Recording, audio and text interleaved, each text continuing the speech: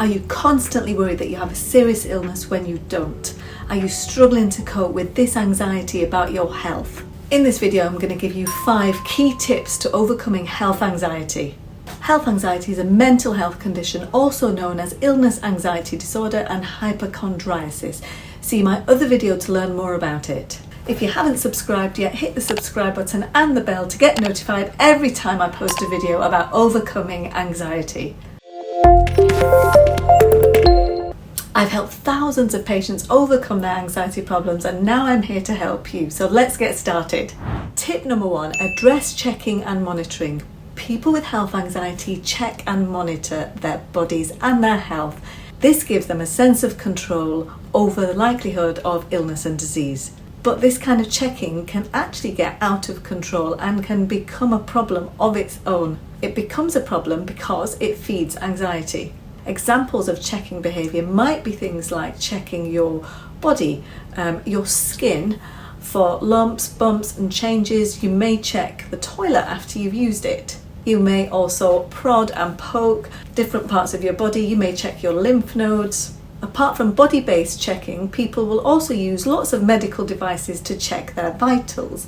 They may repeatedly check their blood pressure or monitor their temperature, or even use an oximeter to look at blood oxygen levels. Some people also wear smartwatches or other health devices to keep check on what their body is doing. Though these kinds of checks can sometimes be sensible and helpful, when people with health anxiety perform these checks, they're usually excessive and they're driven by the need to control what's happening in the body and to control the anxiety of becoming unwell. And the problem is, the more you do it, the more you need to do it, because each time you do it, you get a sense of temporary relief. That relief becomes shorter and shorter and shorter lived, which means you need to repeat the behaviour to get the relief again and again. So before you know it, you're doing these things hundreds of times a day. You perform the check and you feel the relief, and your mind learns that the only way to stay safe and feel relieved is to perform checks. The more checks you perform, the more you remain focused on your body, the more anxious you remain. You really get stuck in a vicious cycle. So this has to be addressed. Checking has to ultimately be eliminated, which can be really difficult to do. With many of my patients, I suggest a gradual reduction leading towards an elimination of unnecessary checking. Tip number 2, stop researching. People with health anxiety often do lots of research about health conditions. They access this information in a way to reassure themselves that they don't have this disease, or in a way to learn about the disease so they can notice signs or symptoms if they were ever to emerge. Many of my patients with health anxiety have had a strong desire to understand the causes and symptoms of a whole range of medical problems. This makes them feel like they have a sense of control over their health. I've been impressed with the level of encyclopedic knowledge that many of my patients with health anxiety acquire. Some of them even claim to know more about certain medical conditions than doctors do. So seeking information is generally a good thing, but for people with health anxiety, it can become part of their problem. There's 3 main problems with this kind of research. First of all, it keeps the sufferer of health anxiety focused on symptoms, illness, diseases, and that keeps them focused on what's going on in their body, and this is what we need to move away from. Secondly, they misinterpret bodily sensations that they experience as a sign of serious illness and disease. And the third one is, when they make these misinterpretations, they become more anxious. The sensations in their body then become amplified, leading to another vicious cycle in which they're convinced that they have disease or illness. They get more anxious, the sensations become amplified, and round they go. So again, research has to be reduced and eliminated. It's best to get all your medical advice directly from your doctor and not consult the internet or forums for this kind of information. If this is resonating with you, then hit the like button and let me know in the comments if you have any questions so far. Tip number 3, managing reassurance seeking. People with health anxiety seek reassurance in order to alleviate their anxiety about their health. They usually ask for lots of reassurance from family, friends, loved ones, as well as medical professionals. This can be through repeated doctor's appointments and repeated and unnecessary medical testing. Some people may ask several times a day, am I okay? Do you think I've got this? Do you think I've got that? This can become an extremely repetitive behaviour. Some people may only do it 5 or 10 times a day, some people may do it more, and some people may do it less.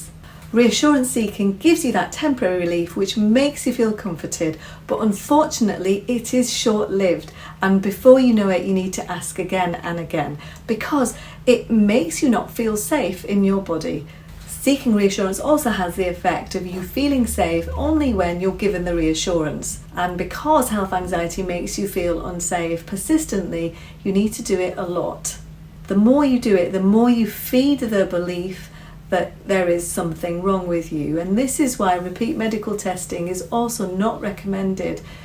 That may seem like a sensible solution to a symptom that you're experiencing, but when it's become repetitive, it's become a problem that maintains your anxiety. I always say to my patients that remember, you can't solve a psychological problem through medical reassurance seeking and testing.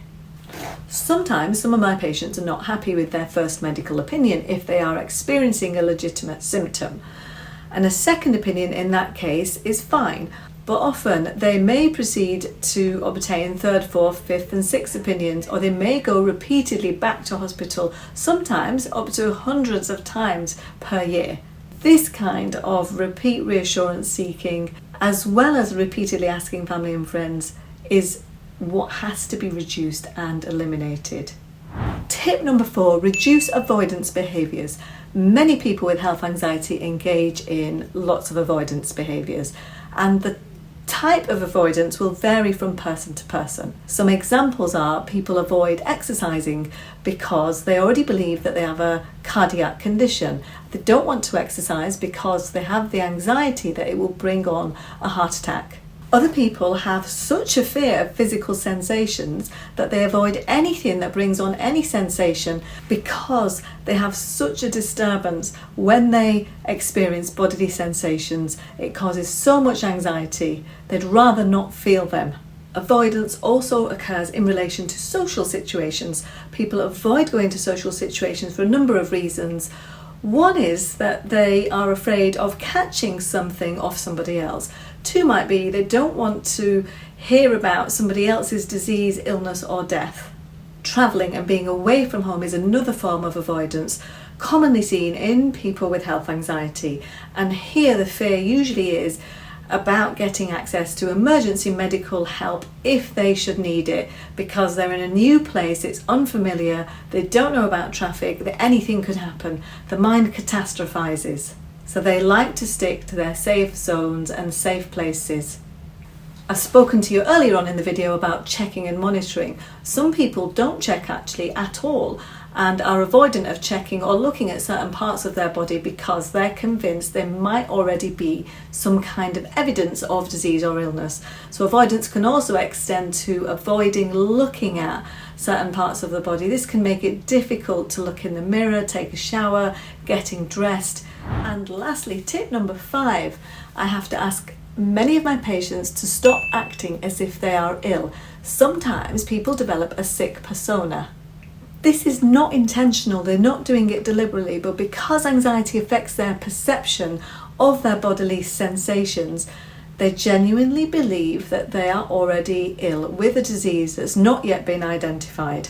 And because of this, they can take on the persona of a sick person and therefore start to limit themselves in what they do. Sometimes sufferers are so convinced that they're already sick, they start to do things to plan for their death. They may say bye to loved ones, they may make funeral plans.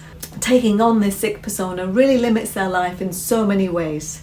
Another reason that this can happen is because health anxiety by its very nature makes it very difficult for people to believe and accept the medical proof that there isn't anything physically wrong with them.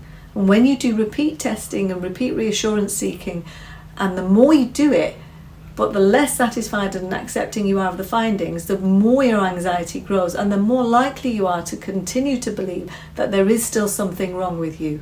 Aside from that, the constant state of being in physical anxiety creates physical symptoms of its own, as well as tiredness, fatigue and exhaustion and overwhelm. These things in themselves can make you feel unwell and ill, and can also be misinterpreted as a sign of another disease. Anxiety makes you feel poorly and unwell. It makes sense that it does that, particularly when it becomes chronic. Stepping away from this identity or this over-identifying with being unwell can be really helpful in recovery from health anxiety. If you need more detailed information about anxiety, then take a look at my book. The link is below. It covers every single thing you need to beat anxiety. It's jam-packed with practical tips. Thank you very much for watching. I hope you found the video helpful. Hit the like and subscribe button, and I'll see you in the next video.